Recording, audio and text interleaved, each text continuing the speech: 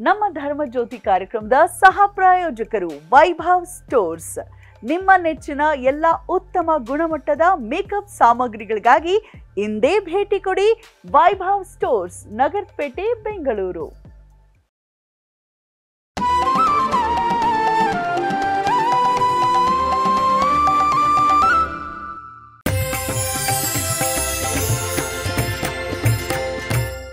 ನಮಸ್ಕಾರ ವೀಕ್ಷಕರೇ, ಸುಪ್ರಭಾತ.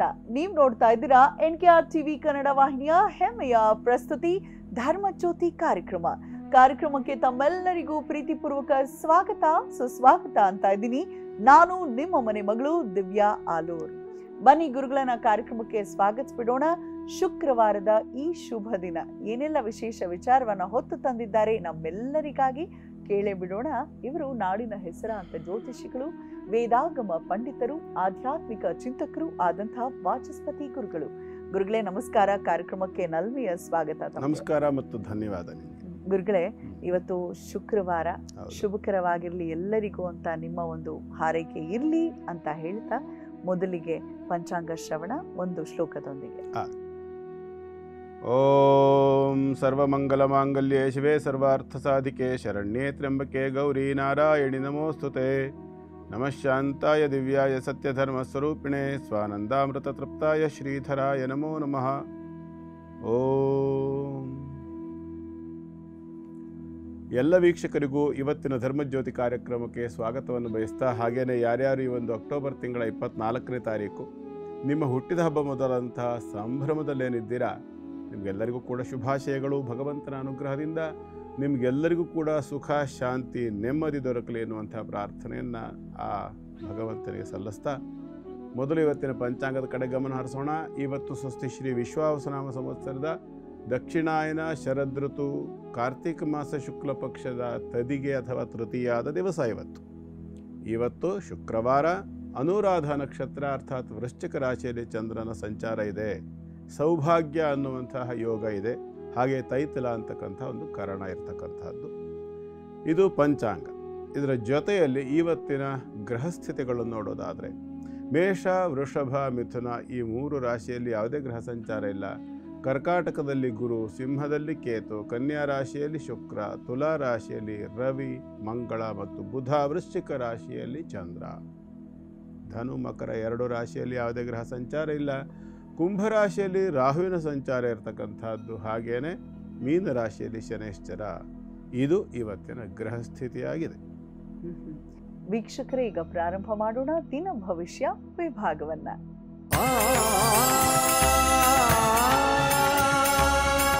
ಗುರುಗಳೇ, ಯಾರೆಲ್ಲರಿಗೆ ಶುಭದಾಯಕವಾಗಿದೆ ಈ ದಿನ ದಯಮಾಡಿ ತಿಳಿಸ್ಕೊಡಿ ದಿನ ಭವಿಷ್ಯ ವಿಭಾಗ.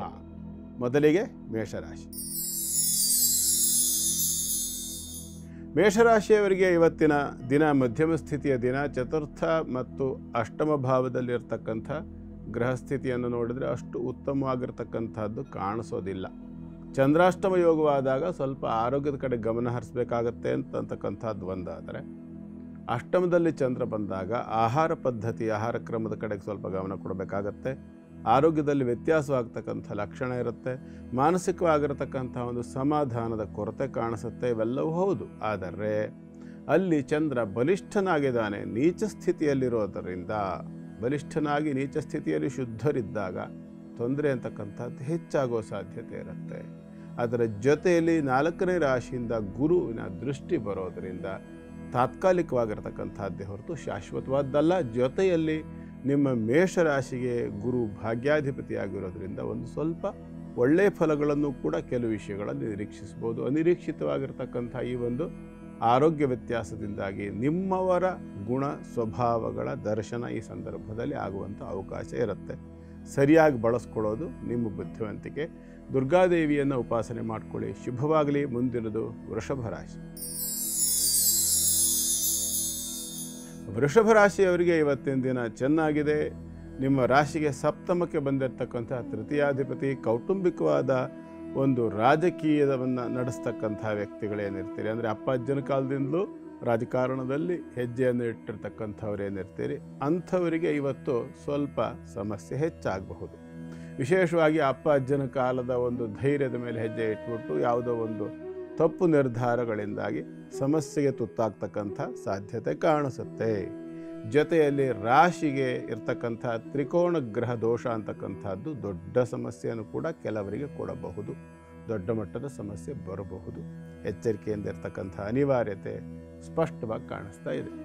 ಹಾಗಾಗಿ ವೃಷಭ ರಾಶಿಯವರು ಇವತ್ತು ಸ್ವಲ್ಪ ಎಚ್ಚರಿಕೆಯಿಂದ ಇರುವುದರ ಜೊತೆಯಲ್ಲಿ ಕಾರ್ತವೀರ್ಯನ ಧ್ಯಾನ, ಸ್ಮರಣೆ ಇತ್ಯಾದಿಗಳ ಮಾಡಿಕೊಳ್ತಕ್ಕಂಥದ್ದು ಬಹಳ ಒಳ್ಳೆಯದು.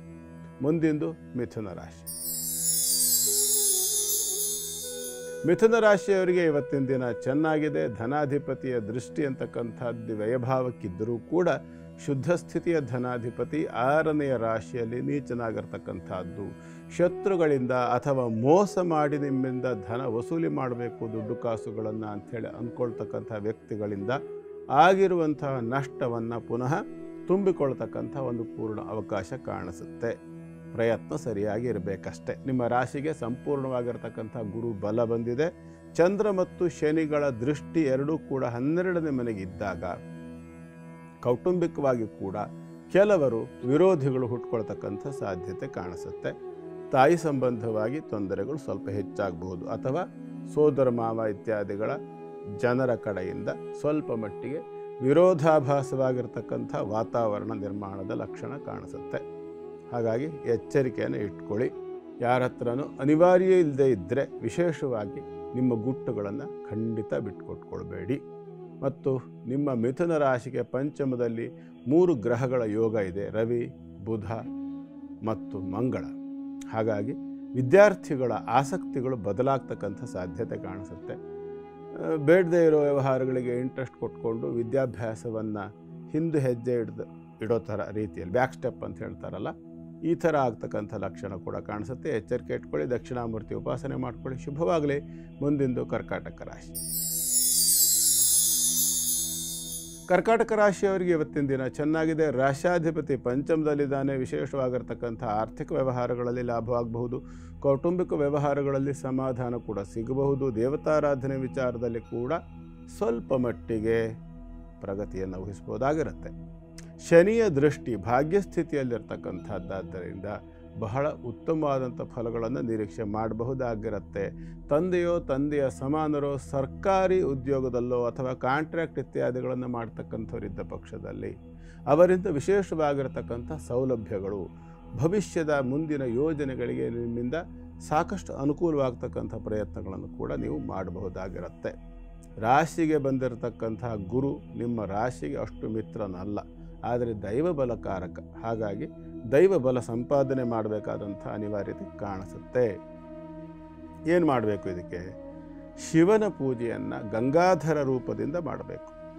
ಗಂಗಾಧರೇಶ್ವರ ಅಂತಕ್ಕಂಥ ಎಲ್ಲಾದರೂ ಸರಿ, ಗಂಗಾಧರನ ಒಂದು ದೇವಸ್ಥಾನಕ್ಕೆ ಹೋಗಿ ಸೇವೆಯನ್ನು ಮಾಡಿ ಬರ್ತಕ್ಕಂಥದ್ದು ಸಾಕಷ್ಟು ಉತ್ತಮವಾದಂಥ ಫಲವನ್ನು ಕೊಡುತ್ತೆ. ಪ್ರಯತ್ನ ಮಾಡಿ. ಶುಭವಾಗಿ. ಶುಕ್ರವಾರ ಆಗಿರೋದ್ರಿಂದ ದೇವಿಯ ಯಾವ ವಿಶೇಷ ಸನ್ನಿಧಾನಕ್ಕೆ ನಮ್ಮೆಲ್ಲರನ್ನ ಕರ್ಕೊಂಡು ಹೋಗ್ತಾ ಇದ್ದೀರಾ ಗುರುಗಳೇ? ಈ ಸನ್ನಿಧಾನ ಇರತಕ್ಕಂಥದ್ದು ಹೊಸದುರ್ಗ ಪಟ್ಟಣದಿಂದ ಅಜ್ಜಂಪುರಕ್ಕೆ ಹೋಗುವಂಥ ದಾರಿಯಲ್ಲಿ ಉಂಟು. ಕೆರೆಯ ದಂಡೆ ಬಲಭಾಗದಲ್ಲಿ, ಹೊಸದುರ್ಗದಿಂದ ಅಜ್ಜಂಪುರಕ್ಕೆ ಹೋಗುವಾಗ ಬಲಭಾಗದಲ್ಲಿ ಒಂದು ದೊಡ್ಡ ಕೆರೆ ಇದೆ. ಅದನ್ನು ದಾಟಿ ಸ್ವಲ್ಪ ಮುಂದೆ ಹೋದಾಗ ಎಡಭಾಗದಲ್ಲಿ ಊರಿನ ಒಳಗೆ ಪ್ರಯಾಣ ಮಾಡಿದಾಗ ಅಂತರಘಟ್ಟ ಅನ್ನುವಂಥ ಊರಿದು. ಅಂತರಘಟ್ಟದ ಒಳಗಡೆ ಇರತಕ್ಕಂತಹ ದುರ್ಗಾ ಪರಮೇಶ್ವರಿಯ ದುರ್ಗಾಂಬಾ ಸನ್ನಿಧಿ ಅಂತ ಹೇಳ್ಬೋದು. ಬಹಳ ಅದ್ಭುತವಾಗಿರ್ತಕ್ಕಂಥ ಕ್ಷೇತ್ರ. 1985-86ನೇ ಇಸ್ವಿಯಲ್ಲಿ ಸುಮಾರು 40 ವರ್ಷಗಳ ಹಿಂದೆ ನಾನು ದರ್ಶನ ಮಾಡಿದ ಕ್ಷೇತ್ರ. ಬಹಳ ಅದ್ಭುತವಾದ ಮತ್ತು ಅತ್ಯಂತ ಮುದ್ದಾದ ಶಿಲ್ಪಕಲೆಯನ್ನು ಹೊಂದಿರತಕ್ಕಂತಹ ಆ ಒಂದು ವಿಗ್ರಹ. ಬಹಳ ಅದ್ಭುತವಾಗಿರ್ತಕ್ಕಂಥ ಶಕ್ತಿಶಾಲಿಯಾಗಿರ್ತಕ್ಕಂಥ ಕ್ಷೇತ್ರ. ಕಣ್ಣಾರೆ ನಾನು ಕಂಡ ಒಂದು ಘಟನೆಯನ್ನು ಹೇಳಬೇಕು. ಆ ದೇವಸ್ಥಾನದ ಪ್ರತಿಷ್ಠಾಪನೆಯನ್ನು ಮುಗಿಸಿ ದೇವರ ಮುಂದೆ ನಿಂತು ಪ್ರತಿಷ್ಠಾಪನೆ ಮಾಡಿದಂತಹ ವ್ಯಕ್ತಿ, ಪ್ರಧಾನ ಪುರೋಹಿತರು, ದೇವರ ಮುಂದೆ ನಿಂತು ನಾನು ಮಾಡಿದ ಇಷ್ಟು ದಿನ, ಈ 3 ದಿನಗಳ ಕಾಲ ನಾನು ಮಾಡಿದಂತಹ ಕೈಂಕರ್ಯ ನಿನಗೆ ಸಮಾಧಾನವಿದ್ದರೆ ಇಂಥ ಹೂವನ್ನೇ ನೀನು ನನಗೆ ಪ್ರಸಾದ ಕೊಡಬೇಕು ಅಂತ ಕೇಳ್ತಾರೆ. ಅದೇ ಹೂ ಬೇಕು ನನಗೆ ಪ್ರಸಾದ, ನಾನು ಮಾಡಿದ್ದು ಸರಿ ಅಂತ ನಿನಗೆ ಅನಿಸಿದ್ರೆ ಅದೇ ಹೂ, ಮತ್ತು ನೀ ಯಾವುದೋ ಪ್ರಸಾದ ಕೊಟ್ಟು ನಾನು ಒಪ್ಪಲ್ಲ, ಆ ಹೂವೇ ಬೇಕು ನನಗೆ. ಅದೇ ಹೂವು ವಿಗ್ರಹದಿಂದ ಸುಮಾರು 2 ಅಡಿ ಮುಂದೆ ಬಂದು ಬೀಳ್ತದೆ. ಹೇಗೆ ಅಂದರೆ ಹಿಂಗೆ ನಿಂಗೆ ಹೊಡೆದು ಹಿಂಗೆ ಹಾರಿಸಿದಾಗ ಹೇಗೆ ಹಾರ್ತದೆಯಲ್ಲ, ಆ ಥರದಲ್ಲಿ ಹೂವು ಹಾರಿ ಬಂದು ಅದೇ ಹೂ ಮುಂದೆ ಬಂದು ಬೀಳ್ತದೆ ಪ್ರಸಾದ ರೂಪವಾಗಿ. ನಿನಗೆ ನಾನು ಮಾಡಿದ ಸಮಾಧಾನ ಇದ್ರೆ ನನಗೆ ಅದೇ ಹೂ ಪ್ರಸಾದ ಬೇಕು. ಅಲ್ಲಿಗೆ ಸಮಾಧಾನ ಆಯಿತು ಅಂತ ಆಯ್ತಲ್ಲ. ಸಂತೋಷದಿಂದ ಎಷ್ಟು ಸಾನ್ನಿಧ್ಯ ಇದೆ, ಎಷ್ಟು ಜಾಗೃತಿ ಎಷ್ಟಿರ್ಬೋದು ಯೋಚನೆ ಮಾಡಿ. ಇದು ಒಂದು. ಇದಕ್ಕೆ ಹಿನ್ನೆಲೆಯಾಗಿ ಇನ್ನೆರಡು ವಿಷಯಗಳನ್ನು ಹೇಳಬೇಕು. ಆ ದೇವಸ್ಥಾನದ ಪ್ರತಿಷ್ಠಾ ಸಂದರ್ಭದಲ್ಲಿ ಅದು ಹಳೆಯ ವಿಗ್ರಹ, ತುಂಬ ಹಳೆಯ ವಿಗ್ರಹ ಇತ್ತು. ಆ ವಿಗ್ರಹವನ್ನು ನಾನು ನೋಡಿದ್ದೀನಿ. ಆಗಷ್ಟೇ ಹೊಸದಾಗಿ ಪ್ರತಿಷ್ಠಾಪನೆ ಆಗಿ ಇನ್ನೂ 2 ದಿನ ಆಗಿತ್ತು ಅಷ್ಟೇ ನಾ ಹೋದಾಗ ನೋಡಿದಾಗ. ಹಳೆಯ ವಿಗ್ರಹವನ್ನು ನೋಡಿದ್ದೀನಿ ನಾನು. ತುಂಬ ಹಳತಾಗಿತ್ತು, ಮುಕ್ಕಾಗುವ ಹಂತಕ್ಕೆ ಬಂದಿತ್ತು. ಅದನ್ನು ಬದಲು ಮಾಡಬೇಕು ಅನ್ನುವಂಥ ಒಂದು ವ್ಯವಸ್ಥೆಯಲ್ಲಿ ಅದು ಮುಜರಾಯಿ ದೇವಸ್ಥಾನ. ಸರ್ಕಾರದಿಂದ ಅದಕ್ಕೆ ಬೇಕಾದ ಕಾಗದ ಪತ್ರ ವ್ಯವಸ್ಥೆಗಳನ್ನೆಲ್ಲ ಮಾಡಿಕೊಂಡು ಇನ್ನೇನು ಸಿದ್ಧ ಮಾಡಬೇಕು ಅನ್ನೋಷ್ಟೊತ್ತಿನಲ್ಲಿ ಒಬ್ಬ ವ್ಯಕ್ತಿ ಬಂದು ಅಲ್ಲಿ ನಾಟಕ ಮಾಡಲಿಕ್ಕೆ ಶುರು ಮಾಡಿಬಿಟ್ಟ.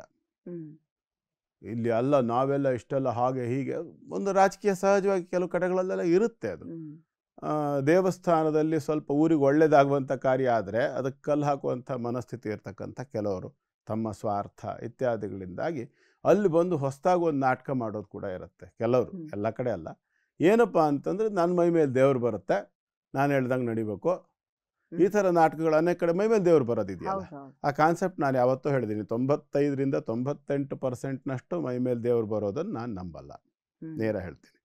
98% ನಂಬಲ್ಲ. 2% ಹೇಗೆ ನಂಬ್ತೀರಾ ಗುರುಜಿ ಅಂತ ನೀವು ಕೇಳಿದ್ರೆ ಸಾಧ್ಯತೆಗಳು ಉಂಟು. ಯಾಕೆಂದರೆ ದೇವ್ರು ಹೊರಗಡೆಯಿಂದ ಬರೋದಲ್ವಲ್ಲ.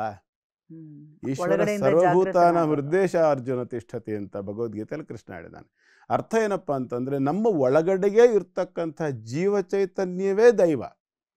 ವೇದದಲ್ಲೇ ಹೇಳಿದೆ, ಸೋಹಮಸ್ಮಿ ಬ್ರಹ್ಮಾಹಮಸ್ಮಿ, ಅಹಮಸ್ಮಿ ಬ್ರಹ್ಮ ಅಹಮಸ್ಮಿ ಹೇಳುತ್ತೆ ವೇದ. ಏನಾಗಂದರೆ ನನ್ನ ಒಳಗೇ ಬ್ರಹ್ಮ ಅಂದರೆ ಪರಬ್ರಹ್ಮ, ಪರಮಾತ್ಮ ಶಕ್ತಿ ನನ್ನ ಒಳಗೇ ಇದೆ ಅಂತ ಅದರ ಅರ್ಥ. ಹಾಗಾಗಿ ನನ್ನ ಒಳಗಡೆ ಇರತಕ್ಕಂಥ ಜೀವ ಚೈತನ್ಯಕ್ಕೆ ಒಂದು ಜಾಗೃತತ್ವವನ್ನು ಕೊಡ್ತಕ್ಕಂಥದ್ದು. ಅಷ್ಟು ಸುಲಭ ಅಲ್ಲ. ಕ್ಷುರಸ್ಯ ಧಾರ ನಿಶಿತಾ ದುರತ್ಯಯ ಅಂತ. ಕ್ಷುರಸ್ಯ ಧಾರ ಅಂದರೆ ಖಡ್ಗದ ಚೂಪಾದ ಅಲಗು, ನಿಶಿತ ತುಂಬ ಹರಿತವಾಗಿದೆ, ದುರತ್ಯಯ ಅಷ್ಟು ಸುಲಭ ಇಲ್ಲ ಅದರ ಮೇಲೆ ಆಡ್ಕೊಂಡು ಹೋಗೋದು. ಹಾಗಾಗಿ ಅಂಥ ಸಾಧನೆ ಮಾಡಿರ್ತಕ್ಕಂಥ ವ್ಯಕ್ತಿಗಳ ಒಳಗಡೆಗೆ ಅಥವಾ ಆ ಒಂದು ದೈವತ್ವದೊಂದಿಗೆ ತಾದಾತ್ಮ್ಯತೆಯನ್ನು ಹೊಂದುವಷ್ಟರ ಮಟ್ಟಿಗೆ ಅವನ ಮನಸ್ಸು ಪಕ್ವವಾಗಿದ್ದಲ್ಲಿ ಅಥವಾ ಅದಕ್ಕೆ ಯೋಗ್ಯವಾದ ವ್ಯಕ್ತಿ ಅವನಾಗಿದ್ದಲ್ಲಿ ಅವನ ಒಳಗಡೆ ದೈವ ಚೈತನ್ಯ ಖಂಡಿತವಾಗ್ಲೂ ಒಳಗೆ ಇರ್ತದೆ. ಅದು ಬೇಕಾದ ಜಾಗೃತವಾಗ್ತದೆ. ಬೇಡದೇ ಇದ್ದಾಗ ಸಾಮಾನ್ಯ ಮನುಷ್ಯನಂತೆ ಆಗುವಂತೂ ಸಾಧ್ಯ ಉಂಟು. 2% ಜನರಲ್ಲಿ ಮಾತ್ರ ಸಾಧ್ಯ ಅದು. ಏನಾಯ್ತು ಆಮೇಲೆ ಗುರುಜಿ? ಆಮೇಲೆ ಏನಾಯಿತು, ನಾವು ಹೊರಗಡೆ ನಿಂತಿದ್ದೇವೆ.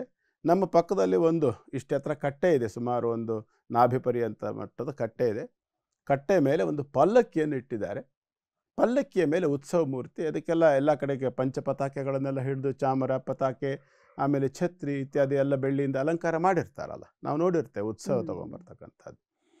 ಆ ಉತ್ಸವ ಮೂರ್ತಿ ಮಂತ್ರ ಹೇಳ್ತಾ ಇದ್ದರೆ ಒಳಗಡೆಗೆ ಹೊರಗಡೆ ಎಲ್ಲ ನಿಂತಹ ಋತ್ವಿಜರೆಲ್ಲರೂ ಕೂಡ ಮಂತ್ರ ಹೇಳ್ತಾ ಇದ್ದಾರೆ. ಮಂತ್ರ ಹೇಳಿದರೆ ಅವಳಿಗೆ ಎಷ್ಟು ಖುಷಿಯಾಗಿದೆ ಅಂದರೆ ಅದು ವೈಬ್ರೇಟ್ ಆಗ್ತಾ ಇದೆ, ಆ ಪಲ್ಲಕ್ಕಿ ವೈಬ್ರೇಟ್ ಆಗ್ತಿದೆ ಮಂತ್ರದ ಶಬ್ದಕ್ಕೆ. ಕಣ್ಣಾರೆ ಕಂಡಿದ್ದು ಹೇಳ್ತಿದ್ದೀನಿ, ಯಾರೋ ಹೇಳಿದ್ದನ್ನು ಹೇಳ್ತಾ ಇಲ್ಲ. ಅಲ್ಲ, ಅವ್ರು ಹಾಗೆ ಗಲಾಟೆ ಮಾಡಿದ ಮೇಲೆ ಏನಾಯ್ತು? ಇದು 2ನೇ ಘಟನೆ, ಪಲ್ಲಕ್ಕಿ ತನ್ನ ಅಸ್ತಿತ್ವವನ್ನು ತೋರಿಸಿದ್ದು. ಅವರು ಅಷ್ಟು ಗಲಾಟೆ ಮಾಡಿಬಿಟ್ಟು ಬೇಡ ಇದು ಆಗೋದು ಅಂಥೇಳಿ ನಿಲ್ಲಿಸೋ ಪ್ರಯತ್ನ, ಹಳೆ ವಿಗ್ರಹನೇ ಇರಬೇಕು ಅಂಥೇಳಿ. ಆಮೇಲೆ ಸರ್ಕಾರದಿಂದ ಅಧಿಸೂಚನೆ ಎಲ್ಲ ಬಂತು, ಪಾಸ್ ಆಯಿತು, ಮಾಡೋದು ಅಂತೇಳೋ ತೀರ್ಮಾನ ಆದ್ರ ಮೇಲೆ ಏನಾಯಿತು, ಯಾರು ವಿಗ್ರಹ ಮುಟ್ಕೊಡ್ದು ಅಂತ ಆಗ್ಬಿಡ್ತು. ಅವನ ಮೈಮೇಲೆ ಬಂದವನು ಏನು ಕೂಗ್ದ ಅಂತಂದರೆ, ಯಾರಾದರೂ ಒಬ್ಬರು ಹೋಗಿ ಒಳಗಡೆ ವಿಗ್ರಹ ಮುಟ್ಟಿದ್ದೆ ಹೌದು ಅಂತ ಹೇಳಾದರೆ ನನ್ನ ರೋಷ ನೋಡಬೇಕಾಗತ್ತೆ. ಯಾರು ಒಳಗಡೆ ಹೋಗ್ತಾರೆ? ಸುಮಾರು 3.5 ಅಡಿ ಎತ್ತರದ ಕಲ್ಲಿನ ವಿಗ್ರಹದ ತೂಕ ಎಷ್ಟು ಅಂದಾಜು ಮಾಡಿದ್ರೆ ನಮ್ಗೆ ಗೊತ್ತಾಗುತ್ತೆ. 3.5 ಕ್ವಿಂಟಾಲ್ 4 ಕ್ವಿಂಟಾಲ್ ಲೆಕ್ಕ ಇರುತ್ತೆ. ಆ ವಿಗ್ರಹ ಎತ್ತಿ ಗರ್ಭಗುಡಿಯಿಂದ ಹೊರಗಡೆ ತರಬೇಕು ಅಂದರೆ ಹೇಗೆ ಸಾಧ್ಯ? ಕಲಾ ಸಂಕೋಚ ಮುಗಿಸಿದ್ರು ಪುರೋಹಿತರು. ಹಾರೆಯಿಂದ ಸುತ್ತ ಇರ್ತಕ್ಕಂಥ ಅಷ್ಟಬಂಧವನ್ನು ಬಿಡಿಸಿದ್ರು. ಅಮ್ಮ ಬರ್ರಪ್ಪ ಎಲ್ಲ ಹೊರಗಡೆ ಹಾಕೋಣ ಅಂತ ಕರೆದ್ರೆ ಯಾರೂ ಬರಲಿಲ್ಲ. ಈ ವಯ ಹೆದರ್ಸಿಟ್ಟಿದ್ನಲ್ಲ ಮೈ ಮೇಲೆ ಬಂದು. ಬೇರೇನು ಮಾಡಿದ್ರು, ಅಮ್ಮ ಯಾರೂ ಬರ್ತಿಲ್ಲ, ನನಗಂತೂ ಎತ್ತಿ ಆ ಕಡೆ ದಾಟ್ಸೋಕ್ಕಾಗೋಲ್ಲ, ತೂಕ ಇದೆ, ನೀನೇ ಸಾವಕಾಶ ಹೋಗ್ಬಿಡಮ್ಮ ಅಂತ ಬಿಂಬ ಹಿಂಗೆ ತಿರುಗಿಸಿ ಹಿಂಗೆ ಹೇಳಿದ್ರೆ ನೀಟಾಗಿ ಮಲ್ಕೊಂಡು ಇದರಿಂದ ಹೊರಗಡೆ ಹೋಯ್ತು. ಕಲ್ಲು ಹಾರೆಕೋಲನ್ನು ಅಡ್ಡ ಇಟ್ಟು ಬಾಗಿಲಿಗೆ ಕರೆಕ್ಟಾಗಿ ಇಟ್ಟು ಮಧ್ಯದಲ್ಲಿ ಮರದ ದಿಮ್ಮೆಗಳನ್ನೆಲ್ಲ ಇಟ್ಟು ಬಿಂಬ ಹಿಂಗೆ ಎಳೆದಿದ್ದಷ್ಟೆ. ಸುಮ್ಮನೆ ಹಿಡ್ಕೊಂಡು ಹಿಂಗೆ ಎಳೆದ್ಬಿಟ್ಟು ಹಿಂಗೆ ಅಂದರು. ಆಟೋಮೆಟಿಕಾಗಿ ತಿರ್ಕೊಂಡು ಮುಖ ಮೇಲಾಗಬೇಕು, ಯಾರು ಮುಖ ಮುಂದಿದ್ದು ಹಿಂಗೆ ಬಗ್ಸಿದ್ರೆ ಮಕಡೆ ಆಗ್ತದೆಯಲ್ಲ ವಿಗ್ರಹ.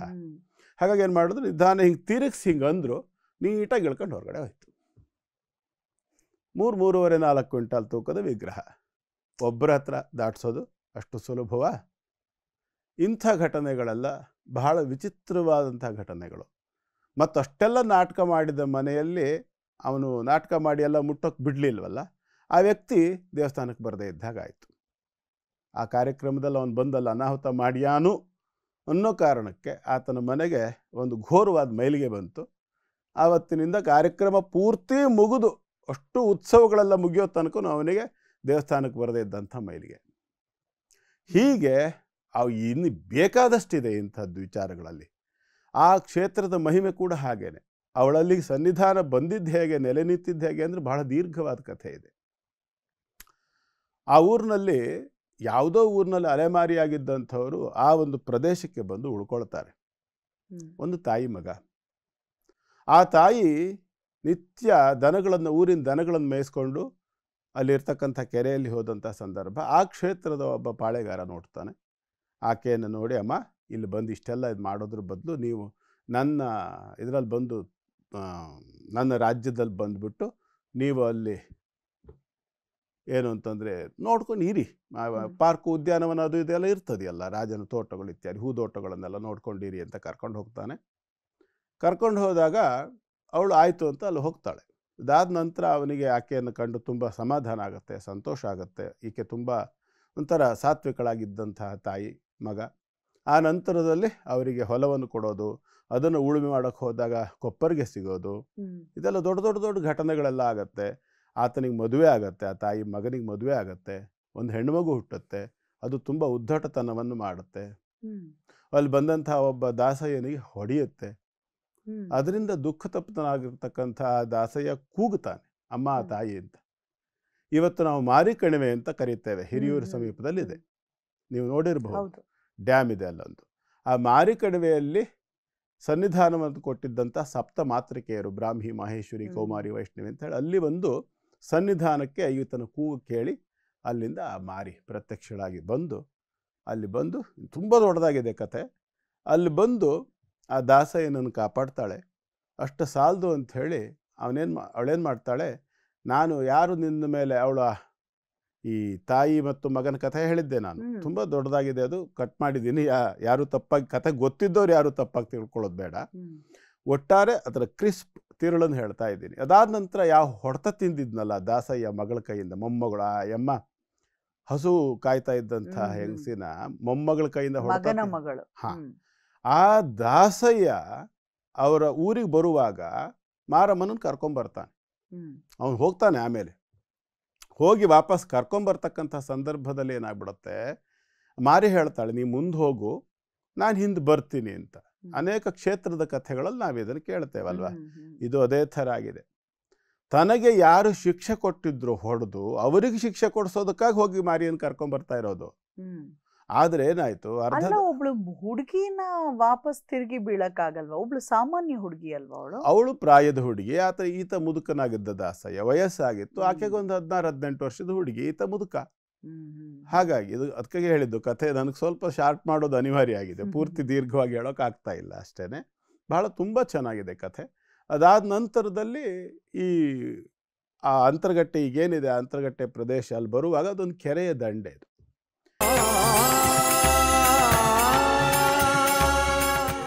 ಗುರುಜಿ, ನೀವಾಗಲೇ ಹೇಳ್ತಾ ಇದ್ರಿ ಅಂತರಘಟ್ಟದಲ್ಲಿರುವಂತಹ ದುರ್ಗಾ ಪರಮೇಶ್ವರಿಯ ಒಂದು ಮಹಾತ್ಮೆಯನ್ನ ಹೇಳುವಾಗ, ತಾನೇ ಅಲ್ಲಿ ಪೂಜೆ ಮಾಡಿದಂಥ ಪ್ರಧಾನ ಅರ್ಚಕರು ನಿನಗೆ ಇಷ್ಟಾನ ಅಮ್ಮ ಅಂತ ಕೇಳಿ ಅದೇ ಹೂ ಬೇಕು ಅಂದಾಗ ಚಿಮ್ಮಿದಂತೆ ಬಂದು ಬಿತ್ತು. ಅದೊಂದು ವಿಸ್ಮಯವಾದಂಥ ವಿಚಾರ. ಆದರೆ ಕೆಲವೊಂದು ಕಡೆ ದೇವಸ್ಥಾನಗಳಿಗೆ ಹೋದಾಗ ಹೂ ಬೀಳೋ ಅಂಥದ್ದನ್ನು ನಾವು ನೋಡ್ತೇವೆ. ನಮ್ಗೆ ಅವಾಗ ಇದು ನಿಜ ಸತ್ಯನ ಅನ್ನೋ ಭಾವ ಮೂಡುತ್ತೆ. ಇನ್ ಕೆಲವರು ದೇವರ ಮುಂದೆ ಕೂತ್ಕೊಂಡು ಹೂ ಕೇಳೋ ಅಂತ ಒಂದು ಪದ್ಧತಿ ಎಲ್ಲ ಇದೆ. ಅದ್ರ ಬಗ್ಗೆ ಏನ್ ಹೇಳ್ತೀರಾ ಗುರುಗಳೇ? ಇದರಲ್ಲೂ ಎರಡು ವಿಚಾರ ಇದೆ. ಅಂದ್ರೆ ಈಗ ಯಾವ ಮಟ್ಟಕ್ಕೆ ನಾವು ಅದಕ್ಕೆ ಅವಲಂಬಿತವಾಗಿರ್ತೀವಿ ಅಂತ ಹೇಳಿದ್ರೆ, ಮನೆ ದೇವ್ರ ಹತ್ರ ನಾವು ಹೂ ಕೇಳ್ಕೊಂಬಂದೆ ನಾವು ಒಪ್ಪಿಗೆ ಕೊಡೋದು ಹುಡುಗನ್ನ ಅಥವಾ ಹುಡುಗಿಗೆ, ಆ ಮಟ್ಟದಲ್ಲಿ ನಂಬಿಕೆ ಇರತ್ತೆ. ಕೆಲವಷ್ಟು ನಂಬಿಕೆ, ಆ ನಂಬಿಕೆಗೆ ನಮ್ಮ ವಿರೋಧ ಇಲ್ಲ. ಆದರೆ ನಂಬಿಕೆಗೆ ಒಂದು ಮಿತಿ ಇದ್ರೂ ಒಳ್ಳೆಯದು. ಯಾಕೆ ಅಂತಂದ್ರೆ ನಿಮ್ಗೆ ಇನ್ನೊಂದನ್ನ ನಾನು ವಿಚಾರ ತಿಳಿಸ್ಬೇಕಿಲ್ಲಿ. ಮಾರಣಕಟ್ಟೆ ಅಂತ ಕೊಲ್ಲೂರಿನ ಸಮೀಪ ಒಂದು ದೇವಸ್ಥಾನ ಇದೆ, ಬ್ರಹ್ಮಲಿಂಗೇಶ್ವರ ದೇವರು ಅಂತ ಹೇಳಿ. ಆ ಬ್ರಹ್ಮಲಿಂಗೇಶ್ವರ ದೇವಸ್ಥಾನದಲ್ಲಿ ಬಹಳ ವಿಶೇಷ ಏನಪ್ಪಾ ಅಂತಂದರೆ, ಎಂಥದ್ದೇ ಹೂವನ್ನು ಕಿರೀಟದ ಮೇಲೆ ಇಟ್ಟರೂ ಕೂಡ 3 ರಿಂದ 5 ನಿಮಿಷಗಳ ನಂತರ ಹೀಗೆ ನಡುಗ್ತದೆ ಇದು ವಿಗ್ರಹ. ನಡುಗಿ ಅಲ್ಗಾಡ್ಬಿಟ್ಟು ಅದರ ಮೇಲೆ ಇಟ್ಟಿರ್ತಕ್ಕಂಥ ಹೂ ಎಂಥದ್ದೇ ಹೂ ಇದ್ರೂ ಕಿರೀಟದ ಮೇಲಿಂದ ಕೆಳಗೆ ಬಿದ್ದು ಹೋಗ್ತದೆ. ಅಡಿಕೆ ಹೂವನ್ನ ಒಂದನ್ನು ಹೊರತುಪಡಿಸಿ ಬೇರೆ ಯಾವುದೇ ಹೂ ನಿಲ್ಲಲ್ಲ ಅಲ್ಲಿ. ಇದು ಕಣ್ಣಾರೆ ಕಂಡಿರೋದು ಹೇಳ್ತಿದ್ದೀನಿ, ಯಾರೋ ಹೇಳಿದ್ದಲ್ಲ. ಇದಕ್ಕೇನು ಹೇಳಬೇಕು ನಾವು? ಒಂದು. ಇನ್ನೊಂದು, ಅನೇಕ ಕ್ಷೇತ್ರಗಳಲ್ಲಿ ಪ್ರಸಾದ ಆಗೋದು ಅಂತ ಹೇಳ್ತಾರೆ. ಪ್ರಸಾದ ಆಗೋದು ಬೇರೆ, ಪ್ರಸಾದ ಮಾಡಿಸೋದು ಬೇರೆ. ಆಯ್ತಾ? ಪ್ರಸಾದ ಆಯ್ತು ಅಂತ ಹೇಳಿ ಪ್ರಸಾದ ಆಯ್ತು ಅಂತ ಹೇಳ್ತಾರಲ್ಲ, ಅದು ಹೇಗಿರ್ತದೆ ಅಂತಂದ್ರೆ, ನಾವು ಕಣ್ಣಾರೆ ಕೆಲವಷ್ಟನ್ನು ನೋಡಿರ್ತೇವೆ, ಕೆಲವಷ್ಟನ್ನ ಪವಾಡಗಳನ್ನು ತೋರಿಸ್ತಾರಲ್ಲ, ಪವಾಡಗಳನ್ನು ತೋರಿಸುವಂತ ನಂಬಿಕೆ ಹುಟ್ಲಿ ನಂಬಿಕೆ ಹುಟ್ಲಿ ಅನ್ನುವಂಥ ಒಂದು ಉದ್ದೇಶದಿಂದ ಡಂಭಾಚಾರ ಮಾಡೋದು. ವಾಸ್ತವ ಹೇಗೆ ಮಾಡ್ಬೋದು ಗುರುಗಳ? ಯಾಕೆ ಬರೋದಿಲ್ಲ? ಹೂ ಉದುರಿಸಬಹುದು, ಯಾಕೆ ಬರೋದಿಲ್ಲ? ಈಗ ಉದಾಹರಣೆಗೆ ಹೇಳ್ತೀನಿ. ಈ ಹೂವಿನಲ್ಲಿ ಒಂದು ಸ್ವಭಾವ ಇದೆ, ಮೊಗ್ಗಿನಲ್ಲಿ ಒಂದು ಸ್ವಭಾವ ಇದೆ. ಏನು? ಆ ಮೊಗ್ಗು ಕೆಲವು ಕಾಲದ ನಂತರದಲ್ಲಿ ಅರಳೋದು ಅದರ ಸ್ವಭಾವ. ಹೌದಾ? ಈಗ ಒಂದು ಬೊಗಸೆ ಮೊಗ್ಗನ್ನು ನಾನು ಇಲ್ಲಿ ಇಟ್ಟೆ ಅಂತಂದ್ರೆ, ಮೊಗ್ಗನ್ನು ಇಟ್ಟೆ ಅಂತಂದ್ರೆ ಎಷ್ಟು ಜಾಗ ಅದು ತುಂಬಿಕೊಳ್ತದೆಯೋ ಅದಕ್ಕಿಂತ ಹೆಚ್ಚು ಜಾಗವನ್ನು ಅದು ಅರಳಿದಾಗ ಅದಕ್ಕೆ ಬೇಕಾಗ್ತದೆ. ಹೌದಾ? ಅಲ್ಲಿ ನಿಲ್ಲೋದಿಲ್ಲ ಅಂತ ಆದ್ಮೇಲೆ ಕೆಳಗೆ ಬೀಳಲೇಬೇಕಲ್ಲ ಅದು, ಮತ್ತಿನ್ನೆಲ್ಲಿ ಹೋಗ್ಬೇಕದು? ಇದು ಗುಟ್ಟು. ಅದರಲ್ಲೂ ವಿಶೇಷವಾಗಿ ಆ ಮೊಗ್ಗುಗಳನ್ನು ಇಡೋದಕ್ಕೆ ಒಂದು ಜಾಗ ತುಂಬಾ ಚೆನ್ನಾಗಿ ದೇವತಾ ವಿಗ್ರಹದಲ್ಲಿ ಸಿಕ್ಕತ್ತೆ, ಅಭಯ ಹಸ್ತದ ಮೇಲ್ಭಾಗ. ಈ ಮೇಲ್ಭಾಗದಲ್ಲಿ ಹೀಗೆ ಅಡ್ಡದಲ್ಲಿ ಸ್ವಲ್ಪ ಕಲ್ಲು ಬಂದಿರ್ತದೆ ಅಥವಾ ಗ್ಯಾಪ್ ಇರ್ತದೆ, ಅಥವಾ ಹೀಗೆ ಎದೆ ಭಾಗದಲ್ಲಿ ಹೀಗೆ ಬರ್ತದೆ ಕೈ, ಈ ಭಾಗ ಖಾಲಿ ಇರ್ತದೆ ಒಳಗಡೆಗೆ, ಅಲ್ಲಿ ರಾಶಿ ಹಾಕ್ಲಿಕ್ಕೆ ಅವಕಾಶ ಇರ್ತದೆ. ಕೆಳಗಡೆ ಸಾಕಷ್ಟು ಒಂದಿಷ್ಟದ ರಾಶಿ ಹಾಕ್ಬಿಡೋದು, ಹೂವು ಮೊಗ್ಗು ಇತ್ಯಾದಿಗಳನ್ನೆಲ್ಲ ರಾಶಿ ಇಟ್ಬಿಡೋದು.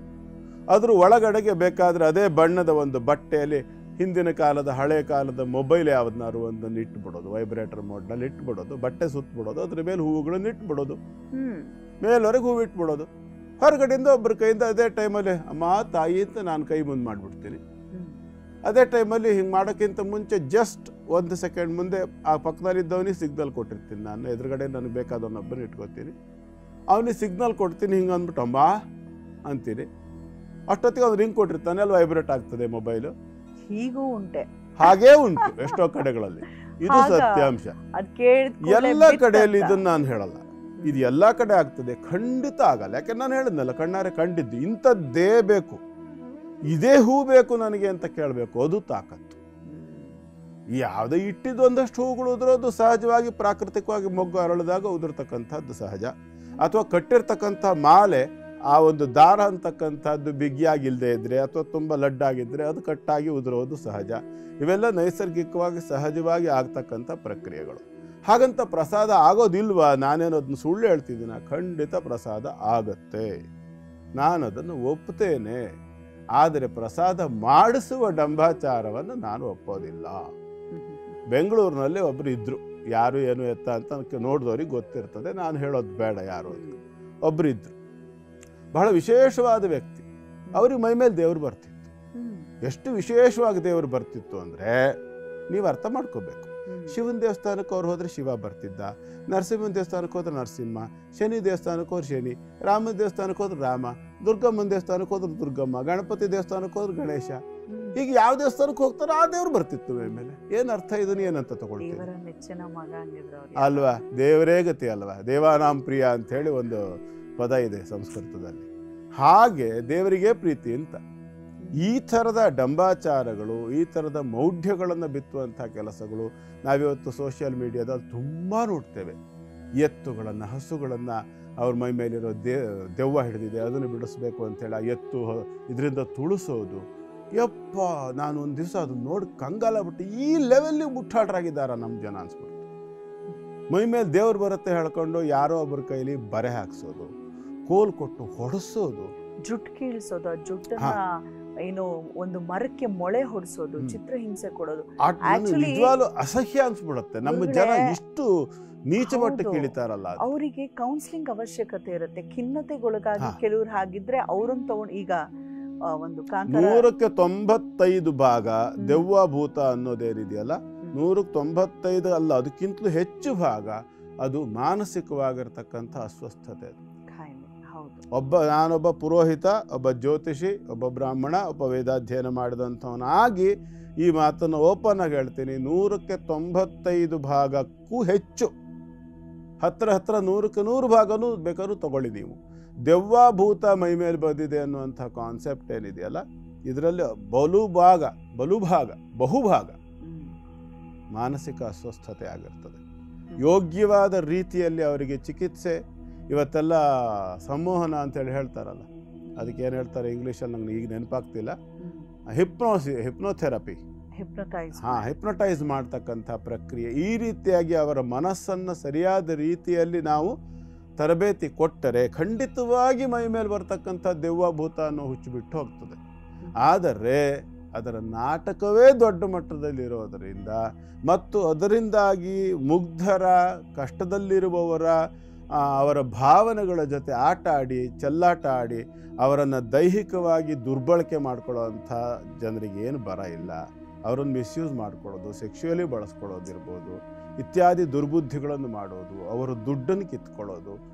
ಹುಲಿಕಲ್ ನಟರಾಜ್ ಅವ್ರಿಗೆ ಸೆಲ್ಯೂಟ್ ಹೊಡಿತೀನಿ ನಾನು. ಹೌದು, ಎಷ್ಟೋ ಬಯಲಿಗೆ ಎಳೆದಿದ್ದಾರೆ ಅವರು ನಾಟಕಗಳು. ಬೇಕು, ಇನ್ನೂ ಹೆಚ್ಚು ಬೇಕು ಹುಲಿಕಲ್ ನಟರಾಜ್ ಅಂತವ್ರು.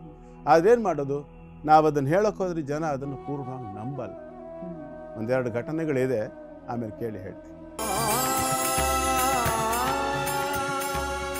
ಗುರುಗಳೇ, ಆಗ್ಲೇ ನಾವು ಆಚಾರ ವಿಚಾರ ವಿಭಾಗದಲ್ಲಿ ಹೇಳ್ತಿರುವಾಗ ನೀವು ಮುಂದೆ ನೋಡೋಣ, ನಾ ಹೇಳ್ತೀನಿ ಏನೋ ಒಂದು ವಿಚಾರ. 2 ಕಥೆಗಳನ್ನು ಹೇಳ್ತೀನಿ, ಈ ಮೈ ಮೇಲೆ ಬರೋದು ಮತ್ತು ದೆವ್ವ ಬರೋದಕ್ಕೆ ಸಂಬಂಧ. ಅದರ ಜೊತೆಗೆ ದುರ್ಗಾ ಪರಮೇಶ್ವರಿ ಖಂಡಿತ ಅಂತರ್ಘಟ್ಟದ ಸನ್ನಿಧಾನಕ್ಕೆ ಹೋಗಿ ಯಾವ ದೋಷಗಳನ್ನು ಪರಿಹಾರ ಮಾಡ್ಕೋಬಹುದು. ಇಲ್ಲಿ 2 ಘಟನೆಗಳನ್ನು ಹೇಳ್ತೀನಿ. ನಮಗೆ ತುಂಬ ಪರಿಚಯ ಇದ್ದಂತಹ ಒಬ್ಬ ವ್ಯಕ್ತಿ, ಅಡುಗೆ ಮಾಡಿಕೊಂಡಿದ್ದಂಥ ಒಬ್ಬ ವ್ಯಕ್ತಿ, ಆತನ ಹೆಂಡತಿಗೆ ಮೈ ಮೇಲೆ ದೆವ್ವ ಬಂದು ಸೇರ್ಕೊಂಡಿದೆ ಅಂತ ಹೇಳಿ ಸಂಶಯ ಬರೋ ರೀತಿಯಲ್ಲಿ ಆ ಹೆಣ್ಣಿನ ವರ್ತನೆ ಇತ್ತು. 2 ಮಕ್ಕಳು ಬೇರೆ, ಪಾಪ ಚಿಕ್ಕ ಚಿಕ್ಕ ಮಕ್ಕಳು. ಎಲ್ಲ ಥರದ ಪ್ರಯತ್ನಗಳಾಯಿತು. ಅಲ್ಲಿ ಹೋದ್ರು, ತಡೆ ಓಡಿಸಿದ್ರು, ಇಲ್ಲಿ ಹೋದ್ರು, ಅದು ಮಾಡಿಸಿದ್ರು, ಮತ್ತೊಂದು ಮಾಡಿಸಿದ್ರು, ಎಲ್ಲ ಥರ ಸರ್ಕಸ್ಸು ಆಯಿತು. ನನಗೆ ನೋಡಿದಾಗೆಲ್ಲ ಸಂಶಯ, ಅಮ್ಮ ನೋಡಿದಾಗೆಲ್ಲ ಅನುಮಾನ, ಇದು ದೆವ್ವ ಅಲ್ಲ. ಯಾಕೆಂದ್ರೆ ನನಗೆ ಆ ಫೀಲ್ಡ್ನಲ್ಲಿ ಸುಮಾರು ಒಂದು 30 ವರ್ಷ ಎಕ್ಸ್ಪೀರಿಯನ್ಸ್. ಇದು ದೆವ್ವ ಅಲ್ಲ, ಖಂಡಿತ ಅಲ್ಲ. ನಾನು ಆತನಿಗೆ ಸುಮಾರು ಸರಿ ಹೇಳಿದೆ, ಇದನ್ನು ನಂಬಬೇಡ, ನೀ ಆಸ್ಪತ್ರೆಗೆ ಕರ್ಕೊಂಡು, ಇದು ಆಸ್ಪತ್ರೆ ಕೇಸು, ಇದು ನಮ್ದು ಅಲ್ಲ ಕೇಸು. ನಮ್ಮ ಕೇಸ್ ಆದ್ರೆ ನಮ್ಗೆ ಗೊತ್ತಾಗ್ತದೆ, ಇದು ನಮ್ಮ ಕೇಸ್ ಅಲ್ಲ, ಇದನ್ನೇ ಆಸ್ಪತ್ರೆಗೆ ಕರ್ಕೊಂಡು ಹೋಗಿ ಕಳಿಸ್ದೆ. ಹಠ ಮಾಡಿ ಕಳಿಸ್ದೆ. ಕಳಿಸಿದರೆ ಹೋಗಿ ಆಕೆ ಆಸ್ಪತ್ರೆಗೆ ಹೋಗಿ ಬಂದು 3 ದಿವಸಕ್ಕೆ ಸರಿಯಾಗ್ಬಿಟ್ಟು, ದೆವ್ವನೂ ಇಲ್ಲ, ಭೂತನೂ ಇಲ್ಲ. ಇವತ್ತು ಆನಂದವಾಗಿದ್ದಾಳೆ ಗಂಡನ ಜೊತೆಗೆ. ಎಷ್ಟು ಖುಷಿ ಆಗುತ್ತೆ ನಮಗೆ. ಇದು ಒಂದು. ಇನ್ನೊಂದು ಘಟನೆ ಬೆಂಗಳೂರು ನಗರದಲ್ಲೇ ನಡೆದಿರ್ತಕ್ಕಂಥದ್ದು. ಯಾರು ಏನು ಎತ್ತ ಅಂತ ಹೇಳೋದು ಬೇಡ. ಇನ್ನೊಂದು ಹೆಣ್ಣು ಮಗಳದ್ದು. ಇದು ಸಹ ಹಾಗೇನೆ ಬಾಣಂತಿ ಸನ್ನಿ ಅಂತಕ್ಕಂಥ ಒಂದು ಮಾನಸಿಕ ಸ್ಥಿತಿ ಬರುತ್ತೆ ಹೆಣ್ಣು ಮಕ್ಕಳಿಗೆ. ಅದೊಂದು ಬಹಳ ಅತ್ಯಂತ ಡೇಂಜರಸ್, ಬಹಳ ಅಪಾಯಕಾರಿ ಸನ್ನಿವೇಶ ಅದು. ಬಾಣಂತನದ ಆರಂಭಿಕ ಹಂತದಲ್ಲಿ ಏನಾದರೂ ವ್ಯತ್ಯಾಸ ಆದರೆ ಆಗ ಮಾನಸಿಕವಾಗಿ ಒಂದು ಸ್ಥಿತಿ ಆಗತ್ತೆ. ಅದಕ್ಕೆ ಸರಿಯಾದ ಚಿಕಿತ್ಸೆ ಒಂದೊಮ್ಮೆ ತಕ್ಷಣ ಮಾಡಿಸಿದ್ರೆ ತೊಂದರೆ ಇಲ್ಲ. ಏನಾದರೂ ತಾತ್ಸಾರ ಮಾಡಿದ್ರು ಅಂದರೆ ಶುರು ಆಯಿತು. ಮತ್ತೆ ಅದು ಸಾಯೋ ತನಕನೂ ಆ ಹೆಣ್ಣು ಮಗಳನ್ನು ಸರಿ ಮಾಡೋಕ್ಕೆ ಸಾಧ್ಯ ಇಲ್ಲ. ಹಾಗೆ ಒಂದು ಕೇಸ್ ಬಂತು. ನಾನು ಅದು 3-3.5 ತಿಂಗಳಾಗಿದೆ ಹೆರಿಗೆಯಾಗಿ. ನಮ್ಮ ಮನೆಗೆ ಬಂದರು. ನಾನು ನೋಡಿದ ಕೂಡಲೇ ಆ ಹೆಣ್ಣು ಮಗಳ ತಾಯಿ ಹತ್ರ ಹೇಳಿದೆ, ಅಮ್ಮ ಇದು ನಮ್ಮ ಕೇಸ್ ಅಲ್ಲ, ಇದು ಆಸ್ಪತ್ರೆಗೆ ತೋರಿಸ್ಬೇಕು ನೀವು. ಖಂಡಿತ ಇದು ನಾವು ಮುಟ್ಟೋಕ್ಕೆ ಬರೋದಿಲ್ಲ, ನಾವು ಈ ಕೇಸ್ ಹ್ಯಾಂಡಲ್ ಮಾಡೋಕ್ಕೆ ಸಾಧ್ಯ ಇಲ್ಲ. ಕೇಳಲಿಲ್ಲ ಅವರು. ಸ್ವಾಮಿ ನಾವು ಆ ದೇವಸ್ಥಾನಕ್ಕೆ ಹೋಗ್ತೀವಿ, ಈ ದೇವಸ್ಥಾನಕ್ಕೆ ಹೋಗ್ತೀವಿ ಅಂತ. ಬೇಡ, ಆಗಲ್ಲ, ಇದು ಆ ಥರದ ಕೇಸ್ ಅಲ್ಲ, ಹೋಗಿ ಆಸ್ಪತ್ರೆಗೆ. ಇಲ್ಲ, ಹೋಗಲಿಲ್ಲ. ಆಮೇಲೆ ಅವ್ರ ಪರಿಸ್ಥಿತಿ ಎಲ್ಲಿ ತಂದರು ಆ ಹೆಣ್ಣು ಮಗಳದ್ದ ಅಂದರೆ, ಅಕ್ಕಪಕ್ಕದ ಮನೆಗಳವರು ಎಲ್ಲರೂ ಸೇರಿ ಜಗಳ ಮಾಡಿ ಮನೆ ಬಿಡಿಸಿ ಈಗ ಒಂದು ಗುಡ್ಡದ ಮೇಲೆ ಏನೂ ಇಲ್ಲದೆ ಇರೋವಂಥ ಜಾಗದಲ್ಲಿ ಗುಡಿಸಲು ಥರದ ಮನೆ ಒಳಗಿರೋ ಪ್ರಸಂಗ ತಂದಿಟ್ಟಿದ್ದಾರೆ. ಆ ಹೆಣ್ಣು ಮಗಳಿಗೆ ಸರಿ ಆಗಲೇ ಇಲ್ಲ, ಅತಿರೇಕಕ್ಕೆ ಹೋಯಿತು, ವಿಪರೀತಕ್ಕೆ ಹೋಯಿತು. ಎಲ್ಲ ದೇವಸ್ಥಾನಕ್ಕೆ ಹೋಗೋದು, ತೀರ್ಥ ಹಾಕ್ಸ್ಕೊಳ್ಳೋದು, ತಡೆ ಹೊಡೆಸ್ಕೊಳ್ಳೋದು, ಬರೋದು, ಮರುದಿವಸದಿಂದ ಯಥಾ ಪ್ರಕಾರ ಕೂಗೋದು, ಕಿರ್ಚೋದು. ಎಷ್ಟು ಚೀಪಾಗಿ ಅವಳು ಬೈತಾಳೆ ಅಂತಂದ್ರೆ ಆ ಹೆಣ್ಮಗಳು ಪಾಪ ಅನಿಸುತ್ತೆ ನನಗೆ. ತುಂಬ ದೇವ್ರ ಹೆಸರು ಹೇಳ್ಬಿಟ್ಟು ಬಹಳ ಥರ್ಡ್ ಕ್ಲಾಸ್ ಬೈಗಳನ್ನು ದೇವರಿಗೆ ಬೈಯೋದು. ನನಗೆ ಆ ದೇವ್ರ ಮೈ ಮೇಲೆ ಬರುತ್ತೆ, ಈ ದೇವ್ರ ಮೈ ಮೇಲೆ ಬರುತ್ತೆ ಅಂತ ನಾಟಕ. ಆಸ್ಪತ್ರೆಗೆ ಕರ್ಕೊಂಡು ಹೋಗದಲ್ಲೇ ಆ ಹೆಣ್ಣಿನ ಜೀವನನೇ ಬರ್ಬಾದ್ ಮಾಡಿ. ತುಂಬ ದುಃಖ ಆಗತ್ತೆ. ಈ ಥರದ ಹುಚ್ಚು ನಮ್ಮ ಜನರಲ್ಲಿ 80% ಯಾರು ಆಸ್ತಿಕರು ಅಂತ ಇದ್ದೀರಿ, ನಿಜವಾಗಲೂ ನೀವು ಆಸ್ತಿಕರಲ್ಲ. ಮುಕ್ತವಾಗಿ ಹೇಳ್ತೀನಿ, ಓಪನ್ನಾಗೋ ನಾನು ಹೇಳ್ತಾ ಇದ್ದೀನಿ.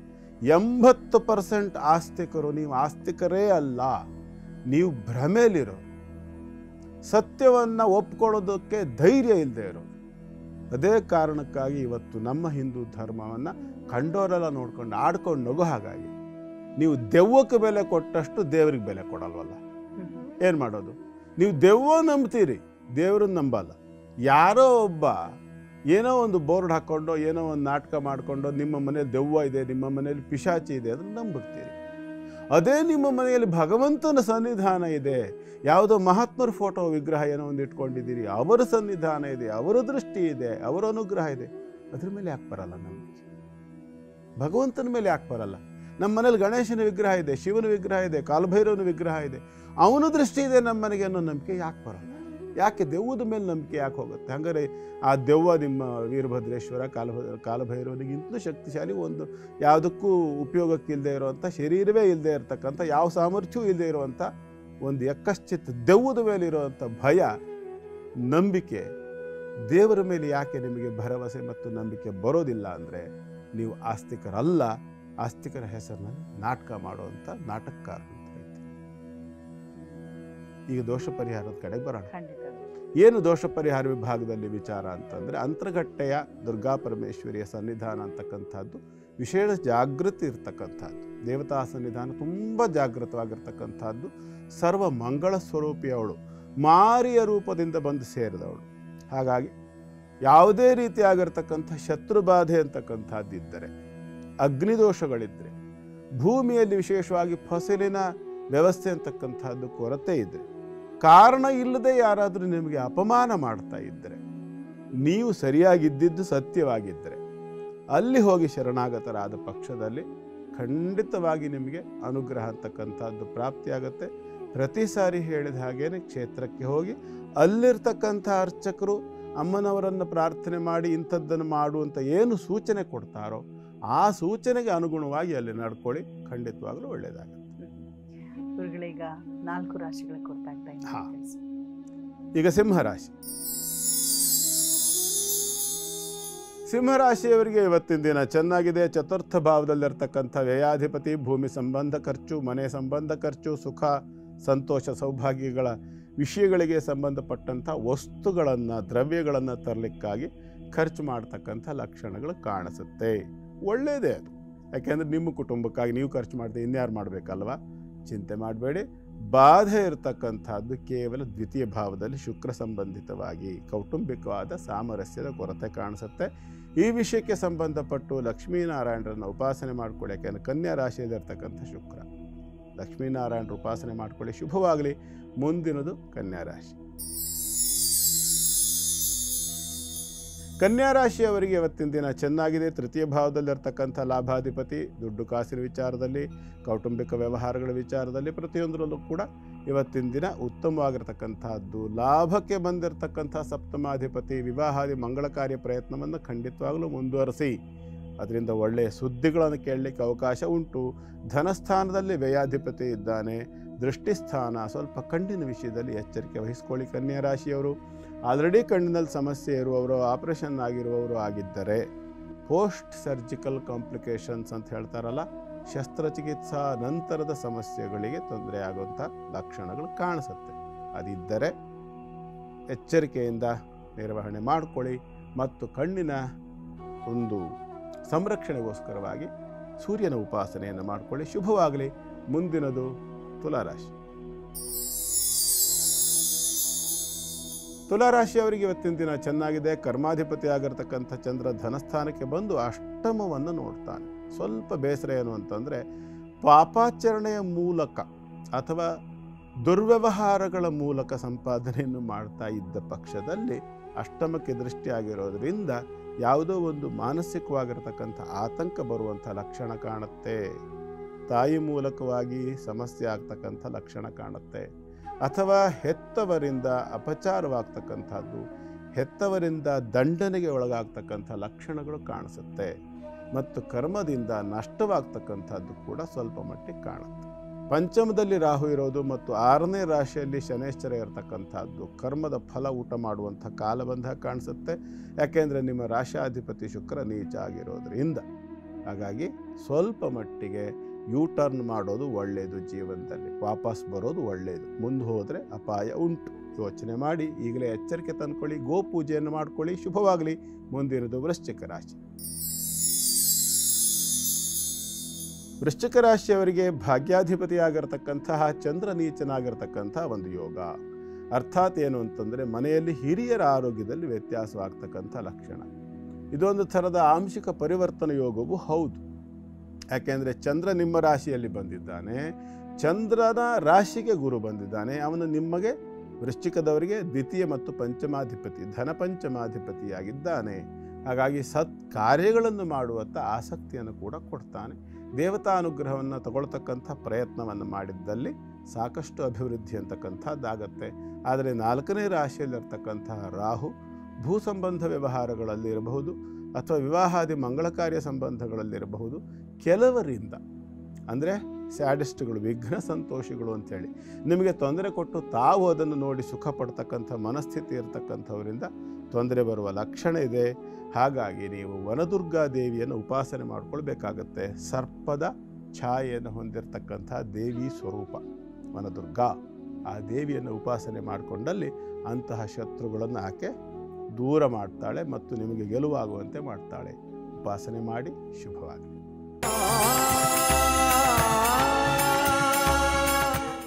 ಗುರುಗಳೇ, ಸಂತೋಷ್ ಅನ್ನೋರು ಪ್ರಶ್ನೆಯನ್ನ ಕಳಿಸಿದ್ದಾರೆ. ಪೀಣ್ಯದಲ್ಲಿರುವಂತದ್ದು ಬೆಂಗಳೂರಿನಲ್ಲಿ. 21/12/98 1 PM ಹುಟ್ಟಿರುವಂತದ್ದು ಅಂತ ಹೇಳ್ತಾರೆ. ಒಂದ್ ರೀತಿ ಇವಾಗ ವಯಸ್ಸಿಗೆ ಬಂದಿರುವಂತ ಹುಡುಗರ ಅತಿ ಹೆಚ್ಚು ಯೂನಿವರ್ಸಲ್ ಪ್ರಶ್ನೆ ಇದಾಗಿದೆ. ಹುಡುಗಿ ಸಿಗ್ತಿಲ್ಲ, ಯಾವಾಗ ಮದ್ವೆ ಆಗತ್ತೆ, ಒಳ್ಳೆ ಹುಡುಗಿ ಸಿಗ್ತಾಳ, ಯಾಕೋ ಗೊತ್ತಿಲ್ಲ, ಮನೆಯವ್ರು ಬರ್ತಾರೆ, ಒಪ್ಕೊಂಡು ಹೋಗ್ತಾರೆ, ಮತ್ತೆ ವಾಪಸ್ ಏನು ಹೇಳೋದೇ ಇಲ್ಲ ಅನ್ನೋದು ಅವರ ಪ್ರಶ್ನೆ ಆಗಿದೆ.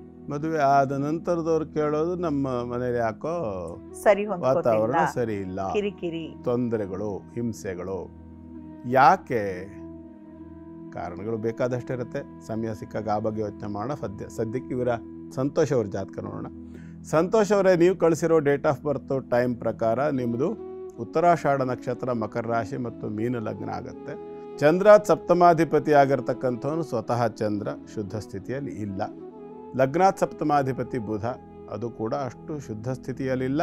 ಮತ್ತು ಲಗ್ನಾತ್ ಸಪ್ತಮ ಸ್ಥಾನದಲ್ಲಿ ಮಂಗಳ ಇರ್ತಕ್ಕಂಥದ್ದು. ನಿಮ್ಮ ಜಾತಕದಲ್ಲಿ ವಿವಾಹಕ್ಕೆ ಸಂಬಂಧಪಟ್ಟಂತಹ ಒಂದು ಸರ್ಪದೋಷ ಅಂತಕ್ಕಂಥದ್ದು ಕಾಣಿಸುತ್ತೆ. ಇದನ್ನು ಸರಿಯಾದ ರೀತಿಯಲ್ಲಿ ಅವಲೋಕನ ಮಾಡೋದಾದರೆ, ಜ್ಯೋತಿಷ್ಶಾಸ್ತ್ರದ ಪ್ರಕಾರ ಅವಲೋಕನ ಮಾಡಿದಾಗ ಇದೊಂದು ಜನ್ಮಾಂತರದ ಶಾಪದ ಲಕ್ಷಣ ಕಾಣಿಸುತ್ತೆ. ಇದಕ್ಕೆ ಸರ್ಪಾರಾಧನೆಯಲ್ಲಿ ಸರ್ಪಶಾಪ ಅಂತ ಕರೀತಾರೆ. ಈ ಸರ್ಪಶಾಪದ ಲಕ್ಷಣ ನಿಮ್ಮ ಜಾತಕದಲ್ಲಿ ಕಾಣುತ್ತೆ. ಸಿಂಹದಲ್ಲಿ ರಾಹು ಮತ್ತು ಕನ್ಯಾದಲ್ಲಿ ಮಂಗಳ ಇರತಕ್ಕಂಥದ್ದು, ಚಂದ್ರನಿಂದ ಅಷ್ಟಮ ಭಾವದಲ್ಲಿರ್ತಕ್ಕಂಥದ್ದು ದೋಷ ಮತ್ತು ಭಾಗ್ಯಸ್ಥಾನದಲ್ಲಿರ್ತಕ್ಕಂಥ ಮಂಗಳನ ದೋಷ. ಇದೆರಡೂ ಕೂಡ ಎದ್ದು ಕಾಣತಕ್ಕಂಥದ್ದು. ಇದರಿಂದಾಗಿ ವಿವಾಹಕ್ಕೆ ಬಂಧಕವಾಗಿದೆ. ಇನ್ನೊಂದು ಮುಕ್ತವಾಗಿ ನಾವು ಓಪನ್ ಆಗಿ ಹೇಳಲಿಕ್ಕೆ ಬಾರದೇ ಇರತಕ್ಕಂಥ ಇನ್ನೊಂದು ಲಕ್ಷಣ ಕೂಡ ಜಾತಕದಲ್ಲಿ ಕಾಣಿಸುತ್ತೆ. ಸ್ವಲ್ಪ ಹೆಚ್ಚು ಎಚ್ಚರಿಕೆ ಬೇಕಾಗಿದೆ ಅಂತ ಕಾಣಿಸುತ್ತೆ. ಮುಖ್ಯವಾಗಿ ಸಾಧ್ಯವಾದಲ್ಲಿ ಯಾವುದಾದ್ರೂ ಒಂದು ದೇವತಾ ಕ್ಷೇತ್ರಕ್ಕೆ ಹೋಗಿ, ಸರ್ಪ ದೇವತಾ ಕ್ಷೇತ್ರಕ್ಕೆ ಹೋಗಿ ಸರ್ಪಾರಾಧನೆಯನ್ನು ಮಾಡಿ ಬರಬೇಕು. ಅದಿಲ್ಲ ಅಂತಂದರೆ ನೀವು ನಿರಂತರವಾಗಿ 48 ದಿವಸಗಳ ಕಾಲ ನಿತ್ಯವೂ ಹುತ್ತದ ಮಣ್ಣಿನಿಂದ ಸರ್ಪದ ಬಿಂಬವನ್ನು ಮಾಡಿ ಆರಾಧನೆ ಮಾಡಿ ಆ ನಂತರ ಅದನ್ನು ವಿಸರ್ಜನೆ ಮಾಡ್ತಕ್ಕಂಥದ್ದು ಕ್ರಮ ಇದೆ ಒಂದು. ಆ ಕ್ರಮದಲ್ಲಿ ಉಪಾಸನೆ ಮಾಡಿಕೊಂಡು ಬಂದ ಪಕ್ಷದಲ್ಲಿ ಕ್ರಮೇಣ ನಿಮಗೆ ವಿವಾಹ ಸಾಧ್ಯತೆ ಆಗ್ತಕ್ಕಂಥ ಲಕ್ಷಣ ಕಾಣಿಸ್ತದೆ ಜಾತಕದಲ್ಲಿ. ಹಾಗಾಗಿ ಅದನ್ನು ಆಚರಣೆ ಮಾಡ್ಕೊಳ್ಳಿ. ಅದಿಲ್ಲ ಅಂದರೆ ಪೂರ್ಣ ತೀರ್ಮಾನ ಮಾಡೋಕ್ಕಾಗ್ತಿಲ್ಲ ಅಂತಂದರೆ ಬಂದು ಭೇಟಿ ಮಾಡಿ ಏನು ಮಾಡಬೇಕು ಅಂತ ಹೇಳ್ತೇನೆ. ಒಳ್ಳೆಯದಾಗಲಿ.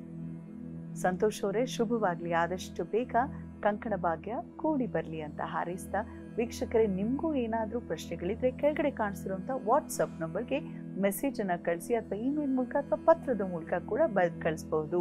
ಇನ್ನು NKR TV ಕನ್ನಡ ಯೂಟ್ಯೂಬ್ ಚಾನಲ್ನಲ್ಲಿ ನಮ್ಮ ವಾಹಿನಿಯಲ್ಲಿ ಬರುವಂಥ ಎಲ್ಲ ಕಾರ್ಯಕ್ರಮಗಳನ್ನ ಯಾವಾಗ ಬೇಕಾದರೂ ನೋಡಬಹುದು. ತಾವು ಲೈಕ್ ಮಾಡಿ, ಶೇರ್ ಮಾಡಿ, ಕಮೆಂಟ್ ಮಾಡೋದನ್ನ ಮರಿಬೇಡಿ ಅಂತ ಹೇಳ್ತಾ, ಗುರುಗಳೇ ಇನ್ನು ಕೊನೆಯ 4 ರಾಶಿಗಳು. ಧನುರಾಶಿ. ಧನುರಾಶಿಯವರಿಗೆ ಇವತ್ತು ಸ್ವಲ್ಪ ಉತ್ತಮವಾದಂಥ ದಿನ. ಅಷ್ಟಮದಲ್ಲಿ ಇರ್ತಕ್ಕಂಥ ನಿಮ್ಮ ರಾಶ್ಯಾಧಿಪತಿ ಮತ್ತು 12ರಲ್ಲಿರ್ತಕ್ಕಂಥ ಅಷ್ಟಮಾಧಿಪತಿ ಇವುಗಳ ಸಂಯೋಗದಿಂದಾಗಿ ಅನೇಕ ರೀತಿಯ ಸಮಸ್ಯೆಗಳು ಇವತ್ತು ಪರಿಹಾರ ಆಗ್ತಕ್ಕಂಥ ಲಕ್ಷಣಗಳು ಕಾಣಿಸುತ್ತೆ. ಅದರಲ್ಲೂ ವಿಶೇಷವಾಗಿ ಮುಖ್ಯವಾಗಿರ್ತಕ್ಕಂಥದ್ದು ಏನಪ್ಪ ಅಂತಂದರೆ ಆರ್ಥಿಕವಾದಂಥ ವಿಚಾರದಲ್ಲಿ ಸ್ವಲ್ಪ ಮಟ್ಟಿನ ಪ್ರಗತಿ ಕಾಣಿಸುತ್ತೆ. ಆರೋಗ್ಯದ ವಿಷಯದಲ್ಲಿ ಕೂಡ ಪ್ರಗತಿ ಕಾಣಿಸುತ್ತೆ.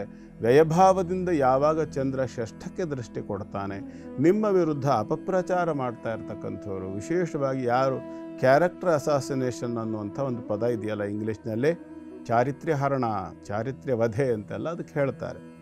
ಆ ಒಂದು ಕೆಲಸ ಮಾಡ್ತಾ ಇರ್ತಕ್ಕಂಥ ನಿಮ್ಮವರೇ ಏನಿದ್ದಾರೆ ಅವರಿಗೆಲ್ಲ ಮುಖಭಂಗವಾಗ್ತಕ್ಕಂಥ ಲಕ್ಷಣ ಉಂಟು.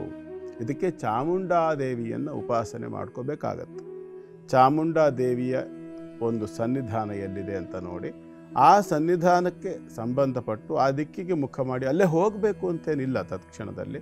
ನಿತ್ಯದ ಒಂದು ಫಲ ಆದ್ದರಿಂದ ಪ್ರತಿನಿತ್ಯ ಕೇಳ್ದಲ್ಲೆಲ್ಲ ದೇವಸ್ಥಾನಕ್ಕೆ ಅಲಿತಾ ಇರೋಕ್ಕಾಗಲ್ವಲ್ಲ. ಆ ಊರಿನ ಕಡೆಗೆ, ಆ ದಿಕ್ಕಿನ ಕಡೆಗೆ ಮುಖ ಮಾಡಿ ಕೈ ಮುಗಿದು ಪ್ರಾರ್ಥನೆ ಮಾಡಿಕೊಂಡ್ರೆ ಸಾಕಾಗತ್ತೆ. ಆ ಒಂದು ದೋಷ ಅಂತಕ್ಕಂಥದ್ದನ್ನು ಆಕೆ ಪರಿಹಾರ ಮಾಡಿಕೊಡ್ತಾಳೆ. ಪ್ರಯತ್ನ ಮಾಡಿ. ಶುಭವಾಗಲಿ. ಮುಂದಿಂದು ಮಕರ ರಾಶಿ. ಮಕರ ರಾಶಿಯವರಿಗೆ ಇವತ್ತಿನ ದಿನ ಚೆನ್ನಾಗಿದೆ. ಪೂರ್ಣವಾಗಿರ್ತಕ್ಕಂಥ ಗುರು ಬಲ ಇರತಕ್ಕಂಥ ಬಲಿಷ್ಠ ರಾಶಿ ನಿಮ್ಮದು. ಅದು ಅಲ್ಲದೆ 11ನೇ ರಾಶಿಗೆ ಬಂದಿರತಕ್ಕಂಥ ಸಪ್ತಮಾಧಿಪತಿ. ಯಾವುದೇ ಕಾರಣಕ್ಕೂ ವ್ಯಾಪಾರ ವ್ಯವಹಾರಗಳನ್ನು ಮಾಡ್ತಕ್ಕಂಥವರು ಡಬಲ್ಗೆ ಮಾಡುವಂಥ ವ್ಯವಸ್ಥೆ ಅಪಾಯಕಾರಿಯಾಗಿ ಕಾಣಿಸುತ್ತೆ ಇವತ್ತು. ಧನಸ್ಥಾನದ ರಾಹು ಅಲ್ವಾ, ಅಷ್ಟಮದಲ್ಲಿರ್ತಕ್ಕಂಥದ್ದು, ಜೊತೆಯಲ್ಲಿ ಚಂದ್ರನಿಗೆ ಶುಭ ಸ್ಥಿತಿ ಇಲ್ಲದೇ ಇರತಕ್ಕಂಥದ್ದು, ನೀಚ. ಹಾಗಾಗಿ ವ್ಯಾಪಾರ ವ್ಯವಹಾರಗಳಲ್ಲಿ ಡಬಲ್ ಕ್ರಾಸ್ ಮಾಡೋದು, ಡಬಲ್ಗೆ ಮಾಡೋದು, ಅಥವಾ ಯಾವುದಕ್ಕೋ ವ್ಯತ್ಯಾಸ ಇತ್ಯಾದಿಗಳನ್ನೆಲ್ಲ ಮಾಡ್ತಕ್ಕಂಥದ್ದು ಕೆಲವರು ಮಾಡ್ತಾರೆ.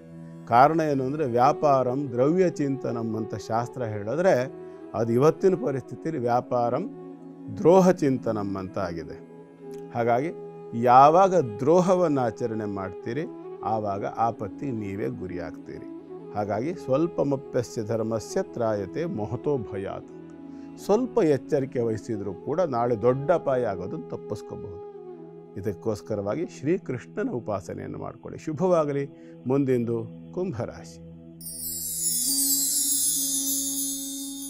ಕುಂಭರಾಶಿಯವರಿಗೆ ಇವತ್ತಿನ ದಿನ ತಕ್ಕ ಮಟ್ಟಿಗೆ ಉತ್ತಮವಾಗಿದೆ. 6ನೇ ರಾಶಿಯಾಧಿಪತಿ 10ನೇ ರಾಶಿಗೆ ಬಂದಿರತಕ್ಕಂಥದ್ದು. ಅಂದರೆ ಸಾಲ ಇತ್ಯಾದಿ ಬಾಧೆಗಳೇನಾದರೂ ಇದ್ದ ಪಕ್ಷದಲ್ಲಿ ಅದನ್ನು ತೀರಿಸ್ಕೊಳ್ತಕ್ಕಂಥ ಪ್ರಯತ್ನವನ್ನು ಮಾಡೋದಕ್ಕೆ ಯೋಗ್ಯ ಕಾಲ. ಮತ್ತು ಯಾರಿಂದಲಾದರೂ ಅದಕ್ಕೆ ಸಂಬಂಧಪಟ್ಟು ಸ್ವಲ್ಪ ಸಹಕಾರವನ್ನು ಬಯಸ್ತಾ ಇದ್ದರೆ ಖಂಡಿತವಾಗಲೂ ಮುಂದುವರಿಸ್ಬೋದು, ಏನು ಸಮಸ್ಯೆ ಇಲ್ಲ. ಆದರೆ ಅವರೊಂದಿಗೆ ಮಾಡ್ಕೊಳ್ತಕ್ಕಂಥ ಅಗ್ರಿಮೆಂಟು, ಪತ್ರ ವ್ಯವಹಾರಗಳ ವಿಚಾರದಲ್ಲಿ ಮಾತ್ರ ತುಂಬ ಎಚ್ಚರಿಕೆ ಬೇಕು. ನಿಮ್ಮ ರಾಶಿಯಲ್ಲಿ ರಾಹು ಇರೋದರಿಂದ, 10ನೇ ರಾಶಿಯಲ್ಲಿ ನೀಚ ಚಂದ್ರ ಇರೋದರಿಂದ ಸ್ತ್ರೀ ಸಂಬಂಧವಾಗಿರ್ತಕ್ಕಂಥ ವ್ಯಾಪಾರ ವ್ಯವಹಾರಗಳಾಗಿದ್ದ ಪಕ್ಷದಲ್ಲಿ, ಅಂದರೆ ಹೆಣ್ಣು ಮಕ್ಕಳಿಂದ ಹಣವನ್ನು ಇಸ್ಕೊಳ್ಳೋದು, ಅದನ್ನು ಬಳಸ್ಕೊಂಡು ಸಾಲ ತೀರಿಸ್ಕೊಳ್ಳೋದು, ಅಥವಾ ಹೆಣ್ಣು ಮಕ್ಕಳ ಮುಖಾಂತರವಾಗಿ ಯಾವುದೋ ಸಹಕಾರವನ್ನು ತಗೊಂಡು ಕೆಲಸ ಕಾರ್ಯಗಳ ಸಾಧನೆ ಮಾಡಿಕೊಳ್ಳೋದು, ಇದರಿಂದಾಗಿ ಸಂಪಾದನೆಯ ಒಂದು ದಾರಿ ಹುಡುಕೊಂಡಿದ್ದ ಪಕ್ಷದಲ್ಲಿ ಖಂಡಿತವಾಗಲೂ ದೊಡ್ಡ ಮಟ್ಟದ ಸಮಸ್ಯೆ ಆಗಬಹುದು. ಕಾರಣ ಏನು ಅಂತಂದರೆ ನೀಚ ಸ್ಥಿತಿಯ ಚಂದ್ರ. ಹಾಗಾಗಿ ಅಂಥ ಕೆಲಸ ಮಾಡಿ ಅದರಿಂದ ಯಾವುದೋ ಒಂದು ಸಮಸ್ಯೆ ಪರಿಹಾರ ಮಾಡ್ಕೋಬೋದು ಹೇಳಿದರೆ ಅದಕ್ಕೆ ಸಂಬಂಧಪಟ್ಟು ಅಗ್ರಿಮೆಂಟ್ ಇತ್ಯಾದಿಗಳನ್ನು ಮಾಡ್ಕೊಳ್ತಾ ಇದ್ದ ಪಕ್ಷದಲ್ಲಿ ಪೇಪರ್ಸ್ನ ಸರಿಯಾಗಿ ಓದ್ಕೊಳ್ಳಿ. ಯಾಕೆ ಅಂತಂದರೆ ಸ್ವಲ್ಪ ವ್ಯತ್ಯಾಸ ಆಗಿ ಏನಾದರೂ ಸಿಕ್ಕಾಕೊಂಡ್ರೆ ಒಂದನ್ನು ತಪ್ಪಿಸ್ಕೊಳ್ಳೋಕೆ ಹೋಗಿ 11ರ ಒಳಗೆ ಸಿಕ್ಕಾಕೊಂಡಾಗ ಆಗ್ಬಿಡುತ್ತೆ. ಯೋಚನೆ ಮಾಡಿ ಮತ್ತು ಈ ಸಮಸ್ಯೆಗಳಿಂದ ಪಾರು ಮಾಡೋದಕ್ಕೋಸ್ಕರವಾಗಿ ನಿರ್ವಿಘ್ನದಾಯಕನಾಗಿರತಕ್ಕಂಥ ಗಣಪತಿಯನ್ನು ಉಪಾಸನೆ ಮಾಡಿಕೊಳ್ಳಿ. ಶುಭವಾಗಲಿ. ಕೊನೆಯದಾಗಿ ಮೀನರಾಶಿ. ಮೀನರಾಶಿಯವರಿಗೆ ಇವತ್ತು ತ್ರಿಕೋಣದ ಶನಿಗುರು ಚಂದ್ರರ ಒಂದು ಫಲವನ್ನು ನೋಡಬೇಕಾಗಿ ಬರ್ತಾ ಇದೆ. ಕಾರಣ ಏನು ಅಂದರೆ, ನಿಮಗೆ ರಾಶಿಯಲ್ಲಿರ್ತಕ್ಕಂಥವನು ಶನಿ, ಅಲ್ಲಿಂದ 5ನೇ ಮನೆಯಲ್ಲಿರ್ತಕ್ಕಂಥದ್ದು ಗುರು, ಅಲ್ಲಿಂದ 5ನೇ ಮನೆಯಲ್ಲಿರ್ತಕ್ಕಂಥದ್ದು ಚಂದ್ರ, ಅಲ್ಲಿಂದ 5ನೇ ಮನೆಯಲ್ಲಿರ್ತಕ್ಕಂಥದ್ದು ಶನಿ. 5 5 5 ಶನಿ ಗುರು ಚಂದ್ರ ಶನಿ, ಈ ರೀತಿಯಾಗಿರ್ತಕ್ಕಂಥ ಒಂದು ಯೋಗ. ಇದೇನು ಹೇಳುತ್ತೆ ಅಂತಂದರೆ, ಎಲ್ಲ ಧೈರ್ಯ ಸ್ಥೈರ್ಯ ಎಲ್ಲದೂ ಉಂಟು, ದೈವಬಲ ಎಲ್ಲ ಉಂಟು, ಎಲ್ಲ ಸರಿ. ಆದರೆ ಮಾನಸಿಕವಾಗಿರ್ತಕ್ಕಂಥ ಒಂದು ಭಯ, ಗಾಬರಿ, ಆತಂಕ, ಇಂಗ್ಲೀಷ್ನಲ್ಲಿ ಪಾಲ್ಪಿಟೇಷನ್ ಅಂತ ಹೇಳ್ತಾರೆ, ಹೃದಯದ ಬಡಿತ ಹೆಚ್ಚಾದಂಥ ಅನುಭವ ಆಗ್ತಕ್ಕಂಥದ್ದು, ಮನಸ್ಸು ಡಿಪ್ರೆಸ್ ಆಗ್ತಕ್ಕಂಥದ್ದು ಇತ್ಯಾದಿಗಳ ಲಕ್ಷಣವನ್ನು ಊಹಿಸಬಹುದಾಗಿರುತ್ತೆ. ಇದೇನು ಬಹಳ ದೊಡ್ಡ ಸಮಸ್ಯೆ ಏನಲ್ಲ, ಆದರೆ ಬಹಳ ಹೆಚ್ಚು ಹೊತ್ತು ಇದು ಸಮಸ್ಯೆ ಕೊಡ್ತಕ್ಕಂಥ ಲಕ್ಷಣವಾಗಿ ಕಾಣಿಸುತ್ತೆ, ಬಹಳ ದೊಡ್ಡ ಹಿಂಸೆಯಾಗಿ ಕಾಣಿಸುತ್ತೆ. ಹೊರಗಡೆಯಿಂದ ನೋಡುವವರಿಗೆ ಯಾರಿಗೆ ಏನೂ ಅನಿಸೋದಿಲ್ಲ, ಆದರೆ ಒಳಗಡೆ ಇದನ್ನು ಅನುಭವಿಸ್ತಾ ಇರುವವರಿಗೆ ಮಾತ್ರವೇ ಅದರ ದುಗುಡ, ಸಂಕಟ, ಆತಂಕ ಏನು ಅಂತ ಗೊತ್ತಾಗೋದು. ಹಾಗಾಗಿ ಇದಕ್ಕೆ ಸಪ್ತಮದಲ್ಲಿ ಶುಕ್ರ ನೀಚನಾಗಿರೋದರಿಂದ ಈ ಒಂದು ದೋಷ ಅಂತಕ್ಕಂಥದ್ದು ಹೆಚ್ಚಾಗಬಹುದು. ಬಾಣದಿಂದ ಚುಚ್ಚಿದ ಅನುಭವ, ಕುತ್ತಿಗೆ ಹಿಂಭಾಗದಲ್ಲೋ ಸೊಂಟದ ಬೆನ್ನಿನ ಭಾಗಗಳಲ್ಲೆಲ್ಲ ಒಂದು ಥರ ಪಿನಿಂಗ್ ಅಂತ ಹೇಳ್ತಾರೆ, ಅದನ್ನು ಮಾಡಿದ ಅನುಭವಗಳಾಗಬಹುದು. ಆದರೆ ಅದನ್ನು ಹೆಚ್ಚು ತೀವ್ರವಾಗಿ ತುಂಬ ಗಂಭೀರವಾಗಿ ತಗೊಳ್ಳೋಕೆ ಹೋಗಬೇಡಿ. ದೊಡ್ಡ ಮಟ್ಟದ ಸಮಸ್ಯೆ ಆಗುವ ಲಕ್ಷಣ ಇದ್ದರೆ ಓಡಾಟವನ್ನು ನಿಲ್ಲಿಸಿ ಒಂದು ಕಡೆಯಲ್ಲಿ ವಿಶ್ರಾಂತಿ ಮಾಡಿ, ಕನಿಷ್ಠ 48 ನಿಮಿಷಗಳ ಕಾಲದ ಒಂದು ವಿಶ್ರಾಂತಿಯನ್ನು ತಗೊಳ್ಳಿ. ಮತ್ತು ಈ ಸಂದರ್ಭದಲ್ಲಿ ತಪ್ಪದೆ ರಾಮನಾಮ ಜಪವನ್ನು ಮಾಡಿ. ರಾಮ ತಾರಕ ಅಂತ ಹೇಳ್ತಾರೆ. ಶ್ರೀರಾಮ ಜಯ ರಾಮ ಜಯ ಜಯ ರಾಮ, ಈ 13 ಅಕ್ಷರಗಳ ತಾರಕ ಮಂತ್ರವನ್ನು ಕನಿಷ್ಠ 1300 ಬಾರಿ ಜಪ ಮಾಡ್ತಕ್ಕಂಥದ್ದು. ಒಂದು ಕಡೆಯಲ್ಲಿ ಕೂತು ಉತ್ತರಾಭಿಮುಖವಾಗಿ ಆಗಲಿ ಅಥವಾ ಪೂರ್ವಾಭಿಮುಖವಾಗಿ ಆಗಲಿ, ಶರೀರ ನೆಲಕ್ಕೆ ತಾಗದೇ ಇರತಕ್ಕಂಥ ರೀತಿಯಲ್ಲಿ ಒಂದು ಪ್ಲಾಸ್ಟಿಕ್ ಇತ್ಯಾದಿ ವಸ್ತುಗಳನ್ನು ವರ್ಜಿಸಿ, ಮರ ಅಥವಾ ಕಾರ್ಪೆಟ್ಟು ಅಥವಾ ಕಂಬಳಿ ಇತ್ಯಾದಿ ವಸ್ತುಗಳನ್ನು ನೆಲದ ಮೇಲೆ ಹಾಕ್ಕೊಂಡು ಉತ್ತರ ಅಥವಾ ಪೂರ್ವಾಭಿಮುಖವಾಗಿ ಕೂತ್ಕೊಂಡು ಶುಭ್ರವಾದ ಬಟ್ಟೆಗಳನ್ನು ಧಾರಣೆ ಮಾಡಿ, ಶರೀರಕ್ಕೆ ಬಿಗಿಯಾಗಿರ್ತಕ್ಕಂಥ ವಸ್ತುಗಳನ್ನು ಉಡದೆ ಧಾರಣೆ ಮಾಡದೆ ಕೂತ್ಕೊಂಡು ಶರೀರವನ್ನು ನೇರವಾಗಿಟ್ಟು ಕಣ್ಣು ಮುಚ್ಚಿ ಧ್ಯಾನ ಮಾಡಿಕೊಂಡು ಮಾಡಿದ ಪಕ್ಷದಲ್ಲಿ ಇದಿಷ್ಟು ಆ ಜಪ ಮಾಡೋದಕ್ಕಿರೋ ಲಕ್ಷಣ ಇನ್ನೂ ತುಂಬ ಇದೆ, ಆದರೆ ಇಷ್ಟಾದರೂ ಬೇಕು. ಈ ರೀತಿಯಾಗಿ ಮಾಡಿದ ಪಕ್ಷದಲ್ಲಿ ಎಲ್ಲ ರೀತಿಯ ಈ ಮಾನಸಿಕವಾಗಿರ್ತಕ್ಕಂಥ ಸಮಸ್ಯೆ ಅನ್ನುವಂಥದ್ದು ಕ್ರಮೇಣ ಕಡಿಮೆ ಆಗುತ್ತೆ. ಇದನ್ನೇ ಪ್ರತಿಯೊಬ್ಬರಿಗೂ ಸಹ ಅನ್ವಯಿಸುವಾಗ ಹೇಳ್ತೇನೆ. ಇವತ್ತಿನ ಕಾರ್ಯಕ್ರಮದಲ್ಲಿ ಅತಿ ಹೆಚ್ಚಾಗಿ ನಾನು ಆ ವಿಚಾರವನ್ನು ಹೇಳಿದ್ದೇನೆ, ಆಚಾರ ವಿಚಾರದಲ್ಲಿ ಕೂಡ ಹೇಳಿದ್ದೇನೆ ಅಲ್ವಾ. ಮಾನಸಿಕವಾಗಿ ಬರ್ತಕ್ಕಂಥ ಅನೇಕ ಭ್ರಮಾಧೀನ ಸ್ಥಿತಿಗೆ ನಂಬರ್ 1 ಮೆಡಿಸಿನ್ ಯಾವುದಪ್ಪ ಅಂತಂದರೆ ರಾಮತಾರಕ ಮಂತ್ರ ಮತ್ತು ವಿಷ್ಣು ಸಹಸ್ರನಾಮಗಳು. ಸರಿಯಾದ ರೀತಿಯಲ್ಲಿ ಉಪಾಸನೆ ಮಾಡಿ, ಸರಿಯಾದ ರೀತಿಯಲ್ಲಿ ಅನುಷ್ಠಾನ ಮಾಡಿದರೆ ಯಾವುದೇ ರಾಶಿಯವರೇ ಆಗಿರಲಿ, ಮೀನರಾಶಿಯವರಿಗೆ ಅದರ ಲಕ್ಷಣ ಹೆಚ್ಚು ಕಾಣಿಸ್ತಾ ಇದೆ ಇವತ್ತಿನ ಗ್ರಹಸ್ಥಿತಿಯ ಪ್ರಕಾರ. ಆದರೆ ಯಾವುದೇ ರಾಶಿಯ ಯಾವುದೇ ವ್ಯಕ್ತಿಗಳಿಗೆ ಈ ರೀತಿಯಾಗಿರ್ತಕ್ಕಂಥ ಮಾನಸಿಕ ಸಮಸ್ಯೆ ಇದ್ದರೆ, ಯಾವುದೇ ರೀತಿಯಾಗಿರ್ತಕ್ಕಂಥ ಸೈಕಲಾಜಿಕಲ್ ಡಿಸಾರ್ಡರ್ಸ್ ಇದ್ದರೆ, ವಿಷ್ಣು ಸಹಸ್ರನಾಮ ಮತ್ತು ರಾಮತಾರಕ ಮಂತ್ರ ಜಪದಂತಹ ದೊಡ್ಡ ದಿವ್ಯ ಔಷಧ ಇನ್ನೊಂದು ಇಲ್ಲ. ಪ್ರಯತ್ನ ಮಾಡಿ, ಒಳ್ಳೆಯದಾಗಲಿ. ಗುರುಗಳ ಎಂದಿನಂತೆ ಇಂದು ಕೂಡ ಸಾಕಷ್ಟು ವಿಶೇಷ ವಿಚಾರವನ್ನ, ಅದರಲ್ಲೂ ದುರ್ಗಾ ಪರಮೇಶ್ವರಿಯ ಒಂದು ಸನ್ನಿಧಾನ, ಬಹಳ ಪವಿತ್ರವಾದ ಜಾಗೃತ ಸನ್ನಿಧಾನದ ಬಗ್ಗೆ ತಿಳಿಸ್ಕೊಟ್ಟಿದ್ದೀರಾ. ಸಮಸ್ತ ವೀಕ್ಷಕರ ಪರವಾಗಿ ಧನ್ಯವಾದಗಳು. ಸರ್ವೇ ಜನ ಸುಖಿನೋ ಭವಂತು, ಸಮಸ್ತ ಸನ್ಮಂಗಲಾನಿ ಭವಂತು. ಭಗವಂತನ ಅನುಗ್ರಹ ಎಲ್ಲರಿಗೂ ಉಂಟಾಗಲಿ, ಎಲ್ಲರೂ ಸುಖವಾಗಿರುವಂತೆ ಆಗಲಿ. ನಮಸ್ಕಾರ ವೀಕ್ಷಕರೇ. ಹೊರಡೋ ಸಮಯ ಆಗ್ತದೆ, ಮತ್ತೆ ಸಿಗೋಣ ನಾಳಿನ ಧರ್ಮಜ್ಯೋತಿ ಕಾರ್ಯಕ್ರಮದಲ್ಲಿ. ಹೋಗ್ಬರೋದಾ? ನಮಸ್ಕಾರ.